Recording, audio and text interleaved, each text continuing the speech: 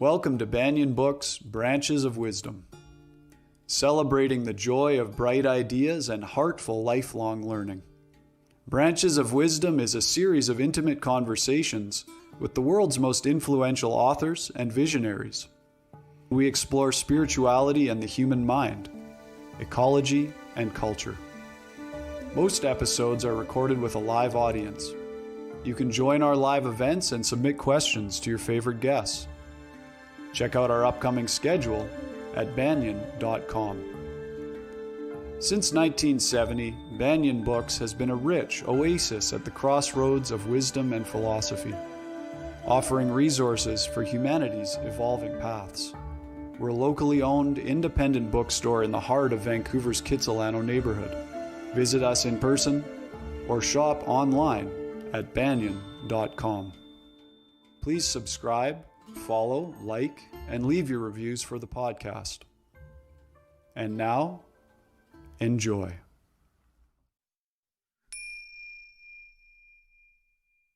My name is Ross McKeechee. I'm your host, and I'm excited about our guest this evening, Carmen Spagnola. First, I'll let all of you know that although we have people joining us from all over the world, the physical location of Banyan Books and Sound is on the traditional and unceded territories of the Coast Salish peoples, including the Musqueam, Squamish, and Tsleil-Waututh nations. Our wonderful guest this evening is a local West Coaster. She lives in Victoria on Vancouver Island, just a jump over from Vancouver. Her name is Carmen Spagnola. She's a Le Cordon Bleu-trained chef turned trauma recovery practitioner and clinical hypnotherapist. She is an intersectional witch of Scottish, German, Irish, English, and Swedish descent. Each month, Carmen leads dozens of classes and somatic practice sessions in her membership community, the Numinous Network, and she has hosted the Numinous podcast since 2014. There's a really awesome quote from Carmen on her website, and I had to share it with you. She says this about herself: "If I owned business cards, they might say somatic trauma recovery practitioner or clinical hypnotherapist or attachment repatterning therapist. They might even say chef and cookbook author. More accurately, they'd say, cranky lady. I'm daily aggrieved by capitalist, imperialist, white supremacist patriarchy, but I don't have business cards. Instead, I do as my Quaker elders have taught me. I let my life speak. Professionally, I work at the intersection of attachment, somatics, and personal plus collective trauma. I work on the physical, emotional, relational, and psychological and spiritual levels. Personally, I wake up each day and say, expletive, F, all the bullshit. Interruption, disruption, divestment, and dismantling are the name of the game. Re-enchantment, creative imagining, collective care, and soul nourishment, living into new possibilities, liberation and communion restored are the goal." I love that. Today, Carmen Spagnola is with Banyan Books in conversation about her new book, which is titled The Spirited Kitchen, Recipes and Rituals for the Wheel of the Year, Everyday Animism, Folk Magic, and Witchcraft. I was so amazingly surprised at how potent this book is. It's not just a cookbook with beautiful pictures. It is all of that, but it's got a lot of cultural history. It's got a lot of magic and ritual and ways that we can connect with the land and the culture that the land speaks to us in whatever place we're in. If you'd like to learn more about today's honored guest, you can visit her website, which is carmenspagnola.com, and her last name is spelled Spagnola.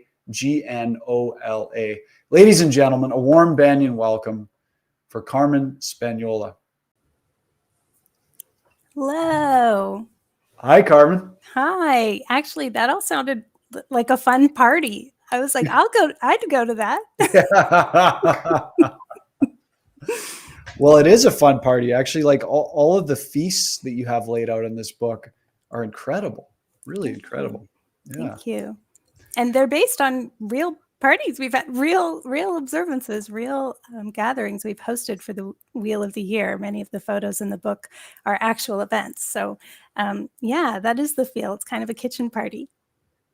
That's really cool. And the photographs are incredible. Is that a friend of yours, the photographer? It is. My dear friend, Stephanie Ray Hull of Centric Photography, was my collaborator on this. And I couldn't have done it without her, and I wouldn't want to.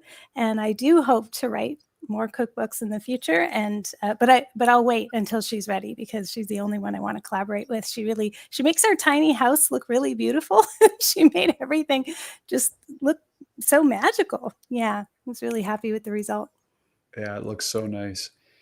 Carmen, at the start of the book, we thought this would be a great way to open up the space for everybody. There's this beautiful prayer to all the brave initiates by Carmina Gadelica. Can you share that with us? Yeah, actually, so to all the brave initiates is my dedication. To all those that have worked with me, or who are taking this book into their own spirited kitchens and becoming kitchen witch initiates. And the Carmina Gadelica is a book that was written of collected stories from the 1800s and a little bit earlier, but mainly from the 1800s in the Highlands of Scotland. And so it was a Christian who had grown up speaking Gaelic, and he gathered folklore and history. And so this is a prayer that would have been shared and spoken in Scottish Gaelic a few centuries ago. Bless, O chief of generous chiefs, myself and everything anear me. Bless me in all my actions. Make thou me safe forever. Make thou me safe forever. From every brownie and banshee, from every evil wish and sorrow, from every nymph and water wraith, from every fairy mouse and grass mouse, from every fairy mouse and grass mouse, from every troll among the hills, from every siren hard pressing me, from every ghoul within the glens. Oh, save me till the end of my day. Oh, save me till the end of my day. And with that, I just want to point out the animist language coming through there. And it makes sense to me when I read that, why the Scottish Highlanders and the Scottish folks who came over and settled and colonized in the New World felt so much kinship with so many of the indigenous nations that they encountered, because that animist worldview is so evident in the way that they would speak. And so there was a lot in common. I'm personally joining from the lens of the Lekwungen speaking peoples. Those are the Songhees and the Esquimalt First Nations.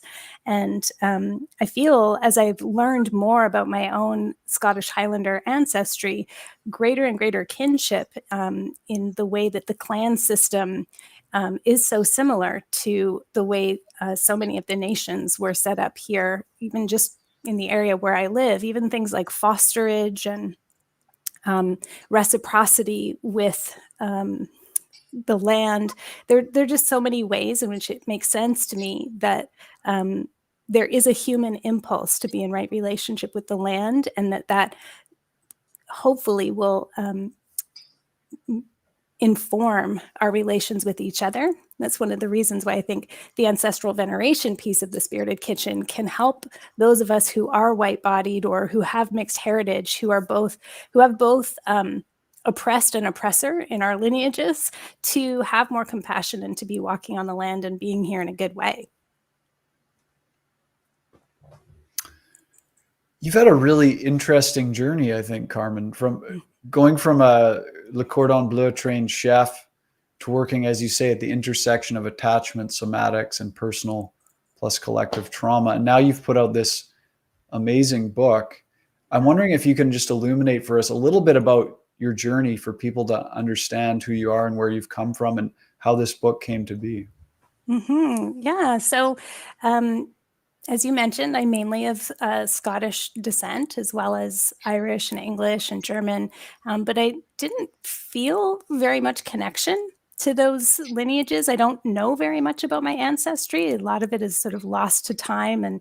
And then professionally, I come from a culinary and hospitality industry background, but I pivoted kind of between like 2007 to 2013, and have been working in the health and wellness sector, I guess you could call it, in healing practices and modalities ever since.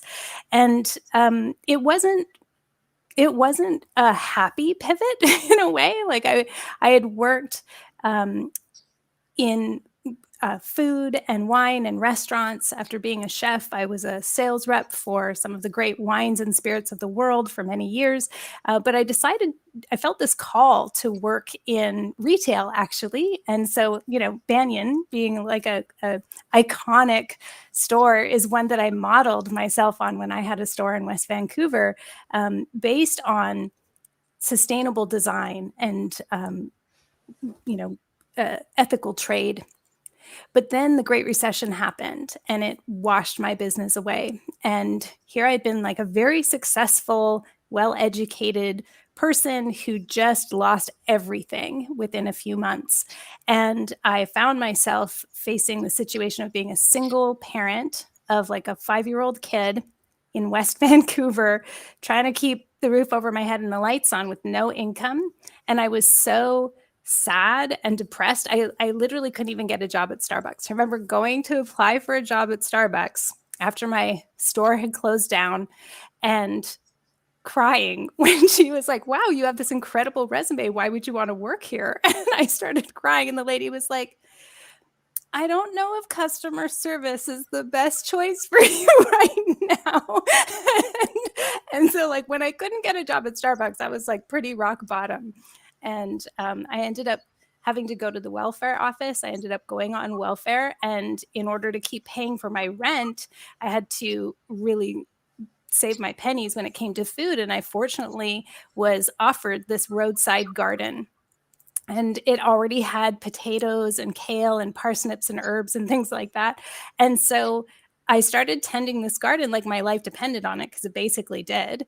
And that's when I started to kind of remember this ancestral knowledge that I had, that I actually do come from a long line of really good gardeners and like really good cooks and very resilient women. And it's like it started to pour through me, this ability to intuit what to do to get the most out of the soil. And that was my introduction to a more animistic relationship, where I was really embedded in that web of life, where I recognized how much I relied on the plants to feed me. And it kind of almost started to feel like they were rooting for me. Like they like wanted me to succeed and wanted me to get back on my feet. And of course I eventually did. But that began that more reverent relationship I had with the land and with the food that I could grow and what I could do with it as a cook. Wow. And so, okay. So fast forward now to, you're on the island, you're in Victoria, you've got a home and this land, and you're practicing, you're helping people, you've got your podcast. How did this book, what were the seeds of this book for you? Well, I mean, let's not make it sound too idyllic here, Ross. I mean, I rent a small house, in Vancouver. This would be infill housing, right? It's like 850 square feet. I live in the middle of the city. I do have a nice yard, like a pretty good size, but it's north facing. It's, I'm not like living a rural life. I live in Fernwood in Victoria. It's essentially, it's downtown. It's the inner city, and so in the pictures, it looks like you're in the country. Doesn't it? Yeah. Thank you, Stephanie. She made it look so wonderful. It's so pastoral, but it's really just an urban yard. And having the experience of like the sobering understanding that the social safety net in Canada is not what we think it is. It's not this like mythic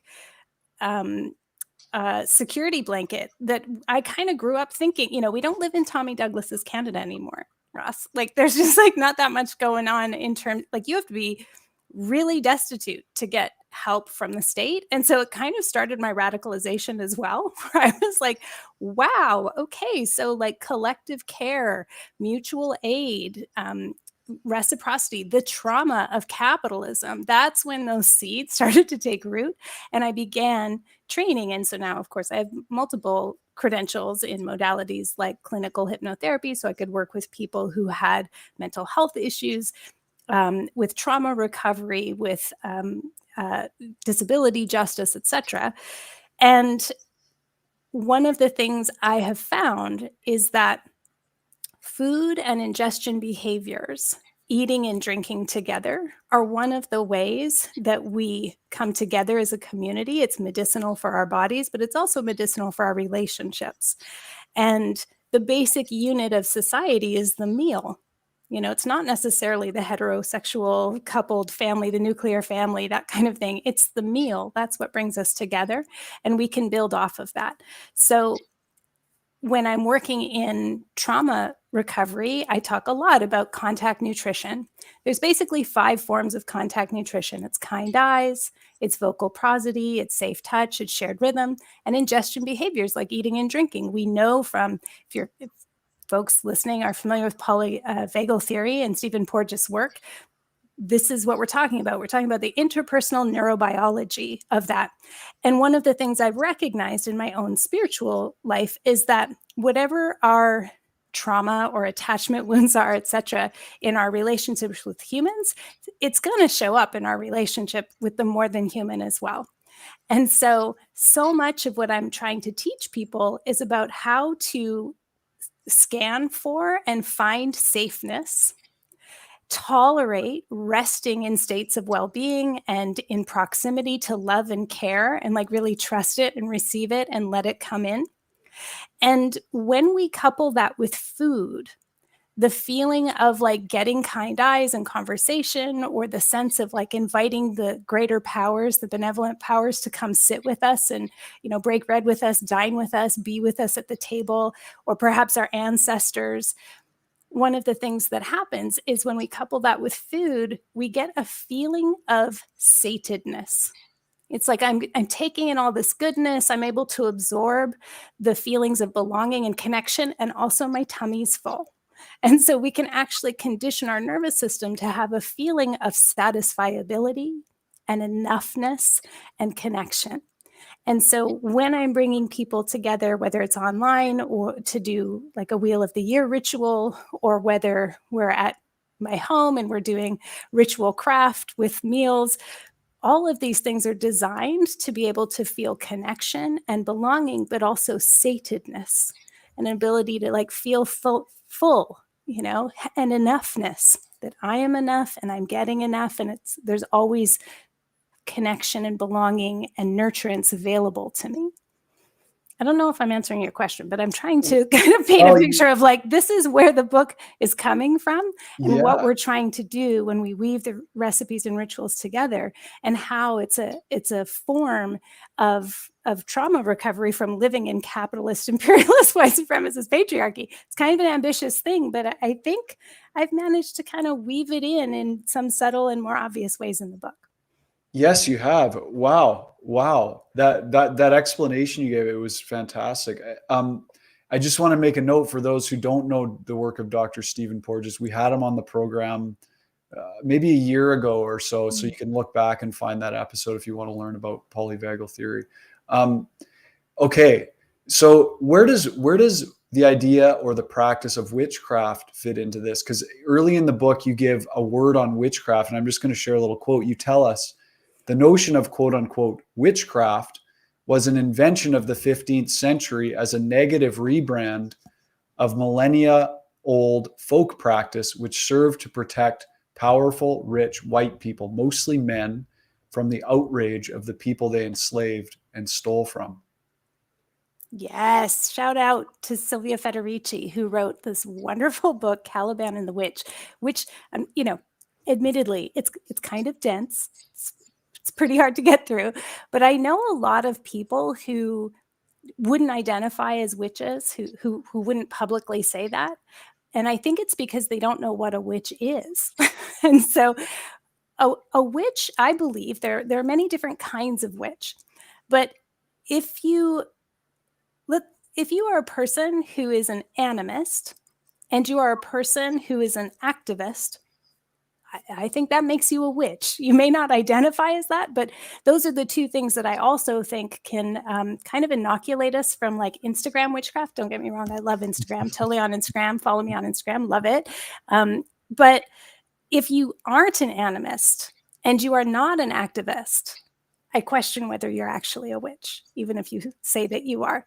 So what Silvia Federici was talking about was the privatization of the commons, which had been previously the purview of many people, but mostly women for sure, were engaged in the protection of the commons. And so there were centuries of bread riots and strikes. And we often think now of like, oh, feminism has been about women having fewer rights and gradually earning more. But that actually, again, that's only our very recent history. There's a period of time in the medieval ages where women were 50% of the members in the guilds. And that's all the guilds, not just like weaving and cloth making, but blacksmithing. There's a reason why Brigid is the goddess, the deity, the goddess associated with smithery, right? Women were doing these things. But gradually what happened was the privatization of the commons and the subjugation of women so that they could just be in the home, basically reproducing workforce. And so what I'm describing in The Spirited Kitchen is that if you are a person, you don't have to identify as a witch to enjoy this book, but if you are a person who is interested in collective care, who's interested in equality for all, who's interested in protecting the commons, who's interested in, equity, essentially, and justice, and you have a practice of being in relationship with the land, with animals, in a way that respects them, their sovereignty, then you are de facto a witch. You have all of the qualities of being a witch. You don't have to identify as that. And if we don't agree on that, that's totally fine. But witchcraft is very much about having an animist perspective coupled with an activist inclination. Okay. Wow. That's a different definition than I've ever heard. And but I get it. It puts it more, it makes it more accessible, I think, to me, at least in the modern context that we're living in. Yeah, I mean, I think what people think about with witches is, of course, you're working with magic and you're working with spellcraft, and that is absolutely true. But what I'm saying is that there is it has become a political act because of oppressive forces trying to, erase and denude us of those powers. And so we will resist tyranny in all its forms, and we will do it with any means necessary, including magic and witchcraft. Okay, you were going to share a reading from page 18, Kitchen Magic as Spiritual Practice. Is that still suitable? Yeah, sure. I'd love to explain that. Okay. Yeah, so just for folks who maybe don't know, so the book is called The Spirited Kitchen: Recipes and Rituals for the Wheel of the Year. I'm often asked, is it Wiccan? No, it isn't Wiccan. And I do get into like this kind of syncretic approach, but I also get into this. This is a passage where I'm talking about what is my perspective? Where does the magic come in? And of course, the Wheel of the Year is not just a Wiccan concept, right? So in the Spirited Kitchen, we're celebrating the solstices and the equinoxes and the halfway points in between. And so another way of saying that is that there's like 8 micro seasons of the year, and we honor those observances with food and ritual craft and activities that are particular and have a particular resonance with that time of year. So here now we're going down to the smaller unit, which is the food. What's the deal with resonances in the food? To understand the multidimensional nature of our kitchen magic, it can be useful to think of life as occurring on 4 levels, from material to pure potential. And for this, I'll paraphrase John Michael Greer, former archdruid of the Ancient Order of Druids in America, expert on ceremonial magic, and someone from whom I've learned a tremendous amount. Consider a simple ingredient like a hazelnut. On the physical level, the hazelnut is small and firm in your fingers. Toasted, it has a mellow, almost sweet, nutty flavor and leaves a mildly oily residue that pleasantly lingers in the mouth. But the hazelnut also exists on an etheric level, a complex of forces that hold the hazelnut together and even emanate from it. I'm not talking about fats and proteins here. I'm talking about life force energies. Western cultures don't speak much of etheric energies. The sad irony is that our best understanding of etheric energies comes to us through a blockbuster movie / mega merch franchise. May the Force be with you is a bit like a culturally appropriated counterpart to the Chinese concept of qi and the Indian concept of prana. Each of these concepts are pointing at a similar thing, the idea that everything is permeated with a vital principle, a life force, an etheric energy. In magic, the hazelnut also exists on the astral level. The astral level is related to resonances set in motion by the sun, moon, and planets of our solar system. In natural magic, hazelnuts flow on a metaphorical energy current with Mercury, specifically in Virgo, which is a particularly exalted combination. This astrological recipe means that hazelnuts are resonant with super effective communication. And then there is the mental level of hazelnuts, which is more about the abstract concept of them. This would include all the myth and lore about hazelnuts as food from a tree of wisdom, and all the divination done with hazelnuts over the centuries, and everything you know about them and associate with them. So when we speak about the spirit of hazelnut, we're grasping all of these levels at once.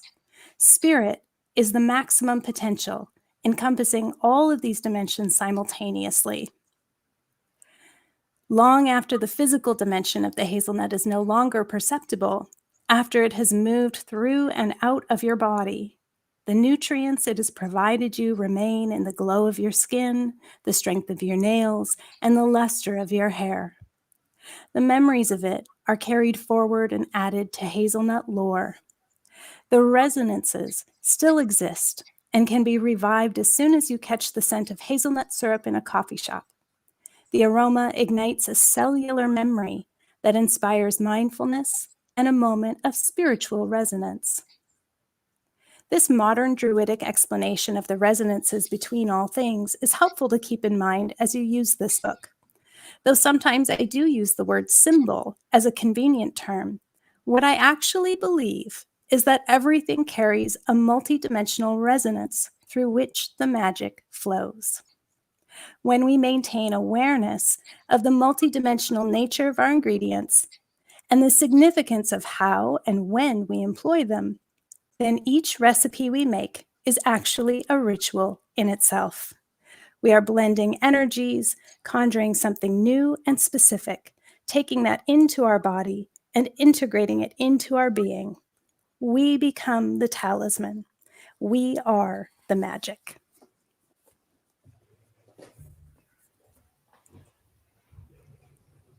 Thank you. It's just so I'm on one level I know this, but I'm always so surprised to be reminded of this these universal truths that you see through all of the ancient cultures. I've studied the Indian traditions with my teacher, and there's always this talk about the multidimensional nature of everything and the intersection of those things in the human being and our food, everything. So I just love hearing that. That's so great. The layout of the book features the wheel of the year. It's with 8 sections representing the seasonal markers. And then for each seasonal marker, you give rituals and seasonal foods and feasts. Those foods make up the feast. And in the intro, you mentioned that the wheel of the year in the book is not a Wiccan calendar of Sabbats. Can you tell us about how you came to the particular form that you've presented here? Sure, yes. So in my ancestral research, just learning more about the culture of the Scottish Highlands, where I can follow my lineage, I came across some really amazing authors of the last century. And one Her name was F.Marian McNeill, and she has written so many amazing books on food and festivals of Scotland. And she has a 4-book set called The Silver Bough. So it's kind of a response or patterned after Fraser's the Golden Bough, which is so much about mythology. So she sort of took that idea and did all of the festivals of Scotland. And in Scotland, the quarter days are Lunasa. Sorry, I should start at the beginning. So it would be Samhain, Beltane, Lunasa. How am I missing one? Oh, Imbolc. Sorry, after Samhain, Imbolc. And so I sort of started with those 4 because it was like, okay, ancestrally, this feels very resonant and relevant to me. And also because really when we're following that wheel of the year, we're following an agricultural wheel of the year. Like what are the cows and sheep doing at that time of year? And then, in the summer, what are we doing about grain, that sort of thing. In between those times, they would call the cross quarter days. And this is actually flipped. Some people, if you have like English background, you would be like, wait, Imbolc and Beltane and Lunasa and Samhain, those are cross quarter days. Not in the Gaelic tradition. That is not. So that is a colonial construct that came in and it's hegemonic. They've like flipped it. So I started to kind of go, oh, there's these things that have been used in Wicca, but that is an English, fairly recent tradition. And my people are from Scotland. So I tried to adhere to that. And then I started to follow, okay, well, what are some of the other traditions that feel meaningful in the halfway points in between? And the solstices and equinoxes based on, essentially like looking around it, like what is relevant to the world that I'm living in today. And, the tradition, there is no pristine prior tradition where you're like, oh, this is the wheel of the year and it's how it is everywhere. There is no universal wheel of the year. The wheel of the year grows up in whatever culture it has come from. And I'm growing up in a West Coast, North American, modern culture. And so some of the things need to be rituals and ceremonies that are relevant to where I'm living today. So what I've done is taken a little bit of my ancestral stuff and then a little bit of things like Midsummer that isn't a common. It was certainly celebrated in the Scottish Highlands, but it wasn't a cross quarter day. And so I use the Roman Midsummer Festival of Vestalia at my house. So it's just called Midsummer in the book. I like Yuletide. Yuletide is so awesome to me. So I use that Norse tradition. So I'm encouraging people to use the mix of their heritage and also kind of like look around at what's significant to you that you would want to use as a marker, a meaningful marker that you want to revisit throughout the year. So it's a blend of a few different approaches. So it's a bit Druidic, it's a bit Celtic in the sort of Germanic tradition. It's a bit Greek and Roman. But the idea, the principle of it is that every 6 weeks or so, it's solstices and equinoxes and halfway points in between, you're looking around yourself and you're saying like, oh, what helps me ground? And how do I recognize myself in the cycle of life? What's happening around me that I could honor and use as a teacher to move through time and space in this way? So we're coming into Yuletide now. For those who are watching this not live, it's December 8th today, and Yuletide. And there's a quote I wanted to share. You write the following about Yuletide. You say, Yuletide is more a season than an event, which adapts well to the complexities of modern self-directed spirituality. Yule is the Anglo-Saxon name for a 2-month midwinter season that spans all of December and January. And you go on to give a little bit more history. So I'm wondering if you can explain a little bit more to us about what Yuletide is all about. Mm-hmm. Yeah. So in some cultures, Yuletide is all of December, all of January, leading right up to February 1st or so. For other cultures, it can be shortened or the days can change. But For most, there's sort of the heart of winter, and that occurs from winter solstice on December 1st, 21st, and goes to January 1st. So there's these 12 days. And when I say it's a replay of the year in miniature, it's an opportunity in the heart of winter to reflect on the year that was and have some kind of honoring for every month that has just passed. Now, of course, there's traditions in Austria or Germany or like Ireland or Greece or different places where they will all have their own variation, but there's usually in Yuletide like a night when you're going to honor the solstice. There's a night when you're going to honor your ancestors, like the recent dead or the beloved dead. There's a night when you're going to have some conviviality and some feasting with your community. And there's usually a night for oath making and divination. So those are kind of like the main ones that you'll sort of hit through that season. Almost anywhere you go in sort of like Eastern to Western Europe, that they're going to hit those big ones.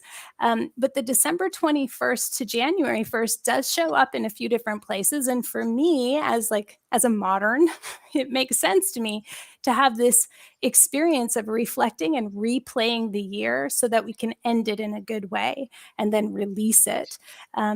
But there's definitely some days that are like my personal favorites that I think, I think a lot of us who are interested in earth honoring, maybe you could call it pagan or neo-pagan practices, we're going to celebrate the solstice, of course, solstice. It's like, it's the Mac Daddy night, right? It's like, oh my gosh, the sun's coming back. Of course, we're going to show up for that. Like, let's get together.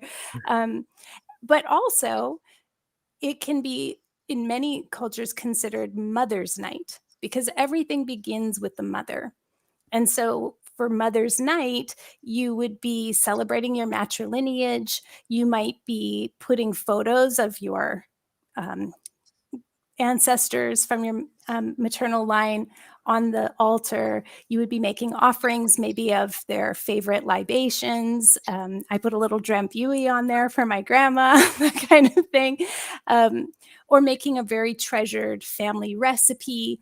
And in many cultures, they eat white foods, what they call white foods. So like very mild flavored foods, things that are made with cream, with butter, white bread with butter or cheeses. And that's because they're honoring the nurturance of the matriarch and her life-giving milk. So they're putting out foods for the ancestors that they will leave a morsel on the altar for them, but then they're also eating themselves and drinking milks and things like that. So there's a number of different ways. Like I think especially for folks who have difficult or estranged relationships with their maternal line, they might be thinking like, oh gosh, that doesn't feel like a thing I really want to honor. There's so many other things. One of the things I do is I welcome in the kayak, who's the old woman of winter in Scottish and Irish tradition. And she's not a warm, fuzzy ancestor. She kind of reminds me of my grandma, actually. And so, in that kind of way, cleaning your house, putting fresh linens on the bed, donating old things, like taking care of your home, giving your stovetop or your oven a good scrub so you're taking care of your hearth. Those are all ways that we could welcome in the kayak, the old woman of winter, and try to gain her favor. Or if you're using an altar, which is like my favorite ritual of all Yuletide, I think of the altar at Yuletide as like an Advent calendar, but in reverse, where every day you're adding something to it. So on the first night, December 21st solstice, for Mother's Night, I might put like a little figurine or like even a tree ornament of a stag, because the kayak was known as the creator of the land, but particularly the protectress of the forest dwellers and especially deer. So just placing something on the altar for that first night is a really nice way to honor her. And then the other days I would say I really hit are December 23rd, December 26th, and the 30th. I think maybe actually for December 23rd, is it okay if I read just a little bit from my book? Please. And Okay. while you're grabbing your book there, I'll just remind our live audience, we're going to get to some of your questions in a few minutes. So please go ahead and type them into the chat and we'll tend to as many of those as we can. Okay, so December 23rd is the third night, and it's known for the wild hunt. The wild hunt is a European folklore motif involving a large ghostly hunting party that travels at night on horseback, composed of the souls of the dead and deities associated with the underworld. Celebrations acknowledge the animal familiars involved: horses, wild boar, and deer. Tonight, we remember our ancient dead, the ones whose names are forgotten to time, and especially those whose souls may not be at rest. To appease them, we might prepare a traditional dish from the place where our way back people lived. And tonight, you can leave gifts outside for wild animals and birds, such as popcorn on a string, birdseed, or raw nuts. Today, I'll add a rabbit figurine to the altar to honor the energy of spring, since this day is connected with March. So this is kind of one of the early ways that ghost stories are introduced to the Yuletide festivities, because the wild hunt is like really wild. In some traditions, they say it starts at Samhain, at Halloween. And so it sort of peaks at the winter solstice. And so people didn't want to be kept outside. They wouldn't go outside after dark. And so it's a good night also for like your Charles Dickens Christmas Carol kind of stuff, or to honor some of these like really badass deities, because the wild hunt was said to be led by a female deity. And it depends on where you are, but it was like Gudrun Horsdale or Lucy or Frau Perchta. And Perchta was an interesting goddess who, at this time of year, and we have like, oh, if you're bad, children, your name's going to go on the naughty list. But actually, in this Germanic tradition, if you were a bad child, Perchta would come and disembowel the children and stuff them with hay. So, like, we're talking hardcore. So this could be a night where, yeah, you're putting animal figurines out, or like, I usually bake ham on that night. So there's a ham recipe in the Spirited Kitchen for that. I love to cook a nugget ham to honor the wild boar, the prized game of the wild hunt. But also just like giving your animals, your dog, like a beef bone or something like that is a way to honor the wild hunt. The other night that I think is so fun is December 26th. So this is the day when we honor the supernaturals who live in our house. So our house brownies. Maybe I'll read this one too, because there's so many words for it. So this is the day we're gifting our house elves and the supernatural allies.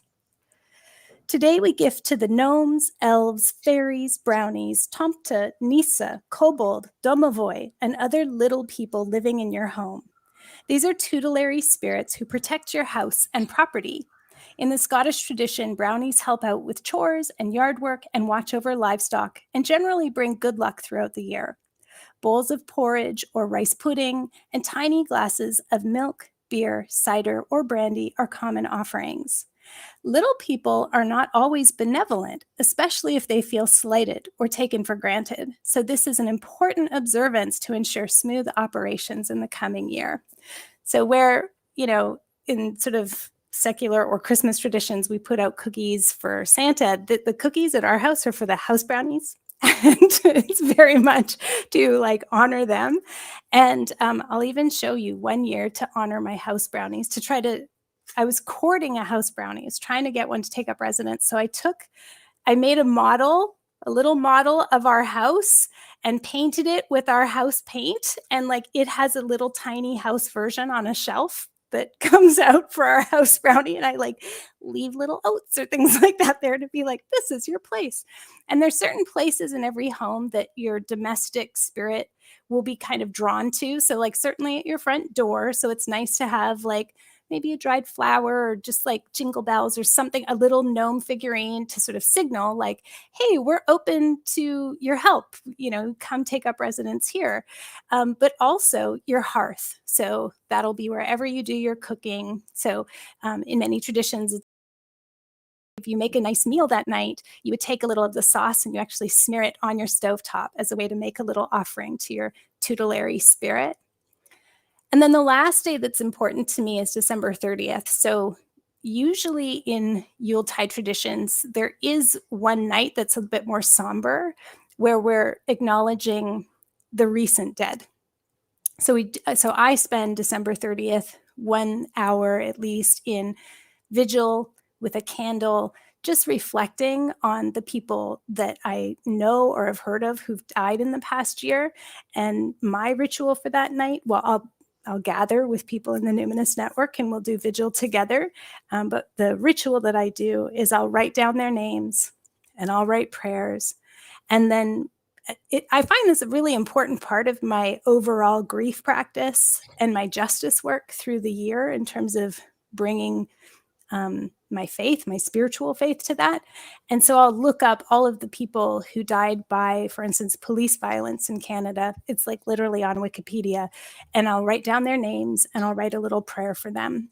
Or I'll write a prayer for anybody who's, died of COVID. I may not know them, but I'll write a prayer for them. So I spend an hour in vigil just thinking about all the ways that capitalist, imperialist, white supremacist, patriarchy enacts violence, and I'll write them down. And I let that sit on my altar, again, with offerings. I'll put like food from my dinner, put that out. Sometimes I put it outside at the ancestor tree. And that list will stay on my altar for a day.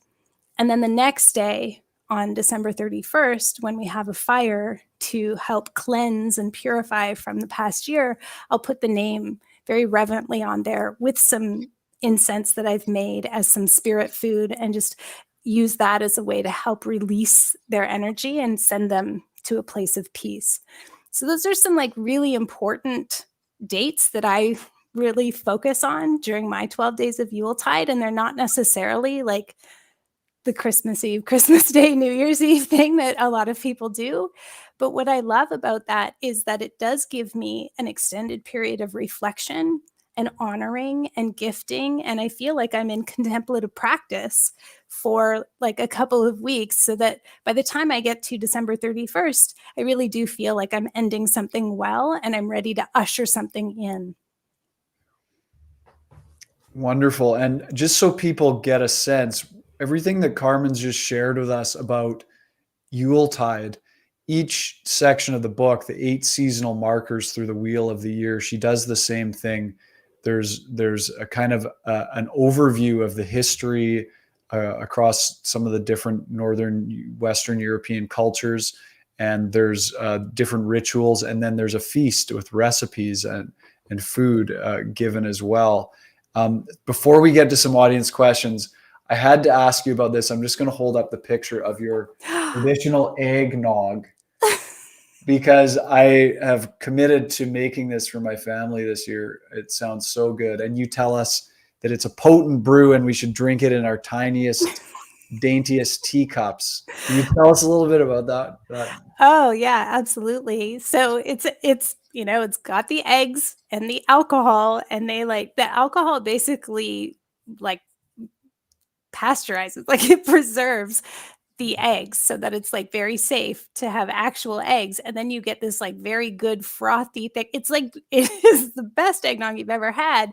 And it tastes very Moorish, like you want more and more, but it is so potent. It has so much alcohol in it. Again, I'm kind of like, my grandmother, Isabel, she was kind of the life of the party. But I didn't appreciate until I became a single mom myself that, she was a divorcee in the 50s with 4 girls, 2 to 12, with her own beauty salon. And she was a great gardener and she was an incredible cook. And she was a fabulous entrepreneur. And she used to have books on her. She had like You Can Heal Your Life by Louise Hay and like The Silva Method of Mind Control. Like I used to go through these books because, she was like an Amway salesman and she was like really working on mindset stuff and like psychology, personal psychology and the psychology of happiness back in the 70s when it was, just kind of a burgeoning field. So I think I took in that stuff by osmosis. So now when I think of and in that photo, that's my grandma's old country roses china. It was like really special that I have it. And so I paired those together again to honor her in this way. In this book, it's like out in the world now, her influence. And she brought a lot of joy to what was like a pretty hard life in a lot of ways, right? She was downstream from like a lot of difficulty and a lot of personal loss and trauma. And she made a really good life. And if it weren't for that influence, I wouldn't have, I think, the richness and the meaning that I have in my own. So it's traditional eggnog in the sense that it's like pretty boozy and pretty eggy, and make sure that you only have a tiny little bit. Yeah. It's so delicious, though. It'll be hard. I can't wait. I can't wait. Okay, I think it's time for some audience questions. So the first one I wanted to share is from Sabina. Sabina says, in your opinion, how does quote unquote fast food cuisine impact our relationship with each other? Can't wait to read your book at my kitchen table. Thank you. Well, I have to say, as a person who has navigated multiple levels of class in my life, I grew up very much like working class, and kind of my family sort of slowly ascended to like middle class. And I would say I'm like pretty thoroughly middle class, but I've worked for the uber wealthy when I worked as a private chef on mega yachts. And so I have a lot of compassion for folks who are so much in survival mode that that's what they can afford, and that's what they have time for, and that's what's available to them. I have a ton of compassion for folks who live in food deserts. So I think that there are a lot of other forces that are more impactful, that create more attachment rupture than, let's say, the food itself. But our lack of awareness of our dependency on healthy ecosystems, I think also because it puts us into quite a lot of shock when there are interruptions in that, or we realize, like for me, the interruption was I'm on welfare and I have to choose between rent and food. And here's like parsnips, which I've never eaten in my life. And so I, figured it out. But recently we've had supply chain issues. When we lived in the early days of the pandemic with, not a lot of things on our shelves. And I think what we saw is that people really can come together. And food is one of the ways we do that. Delivering groceries to people, taking things, making food for friends who were shut-ins. There were ways in which we came together so beautifully over food. So I don't think it's necessarily the fast food itself. It's the conditions of disconnection and the conditions of like capitalist oppression that put so much strain on our bodies, our minds, our spirits. And I think so many of the mental and emotional challenges and diseases we have are diseases of capitalism. And so, I find that more, horrifying really than the actual fast food itself. I will say this, it's been a long time since I ate kind of like, I don't really know what's considered fast food anymore. We're pretty lucky. We have Big Wheel Burger in Victoria, which is like fast food, but it's all steroid free and, homemade buns and all of that kind of thing. I think, I think that there are systemic forces that push people into positions where that's what's available to them, or that's, that's the best choice they can make out of very few choices that are mostly really crappy. I don't know if that's answering your question, but that's my take. That's my hot take.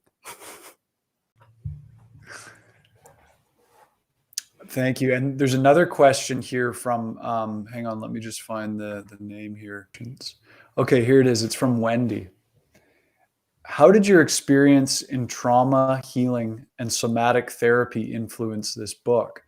What encouragement would you have to those of us on a similar healing path as ancestors of both oppressed and oppressor? That's a great question, Wendy. Thank you for that. And when my kid was small and they would ask me tough questions, I'd be like, that is a thick question. Would you like the thick answer or the thin answer? And I think in the time we have, I'll give the thin answer, which is that the sense of not only connection, but agency and self-efficacy that I felt, not only in growing what little food I was able to, but also in like making good use of what meager ingredients I had, being able to like eat very well on very simple things. was one of the things that I would say contributed to my post-traumatic growth.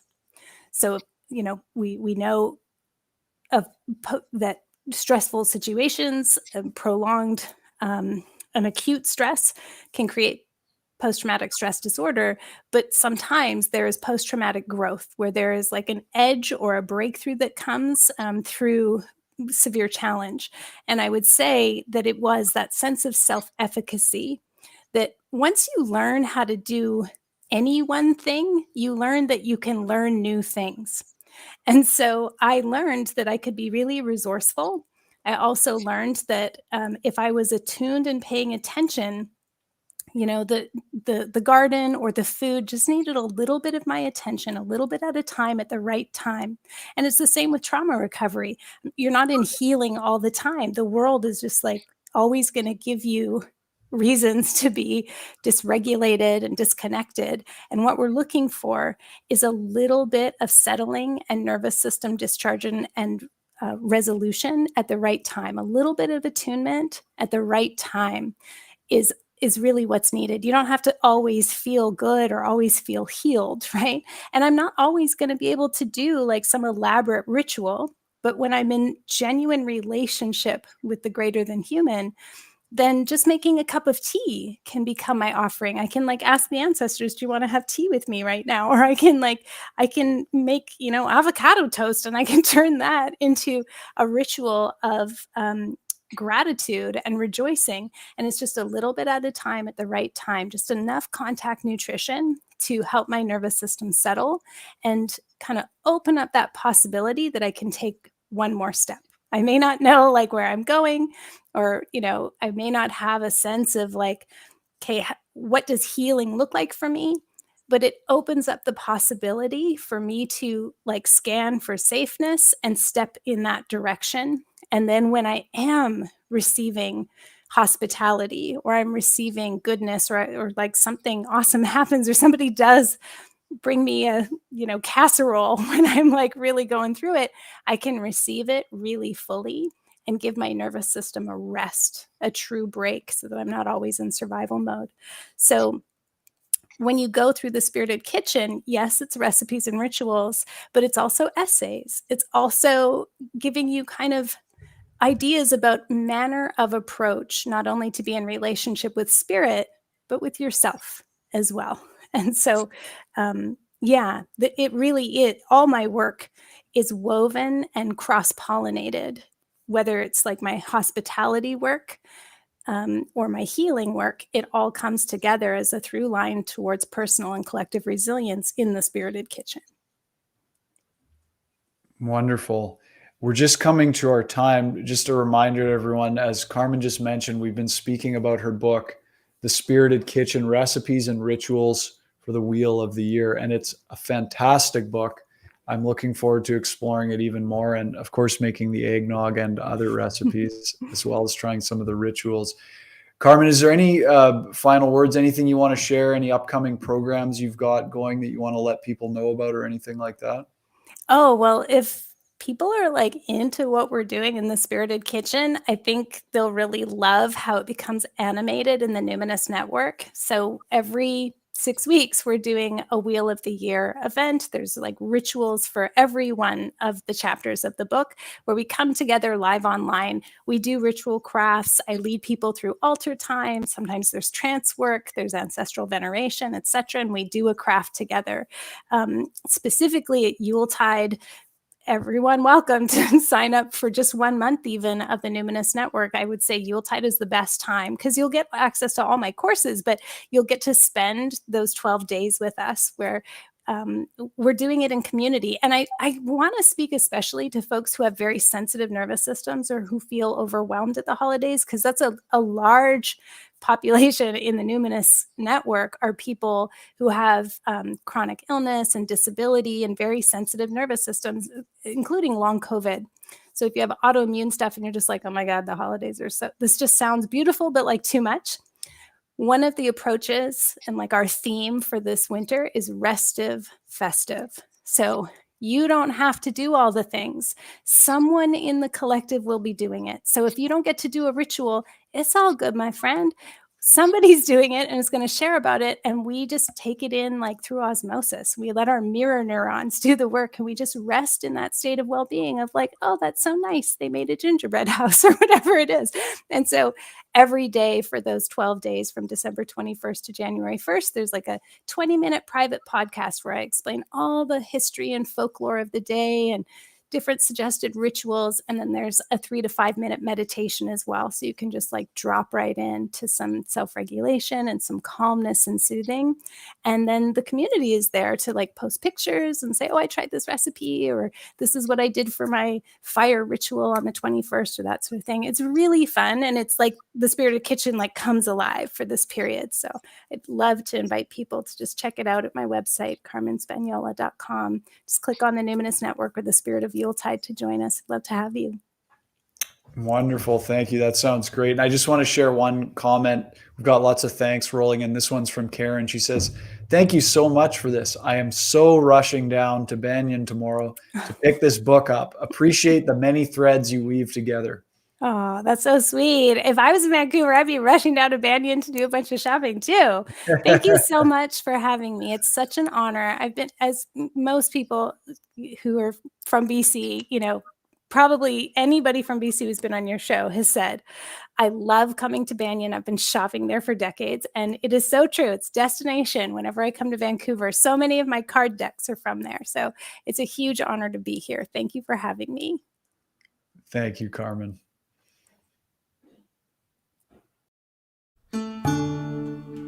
Thanks for joining us for Branches of Wisdom. Our producer is Jacob Steele. The show is edited by Abdo Habani.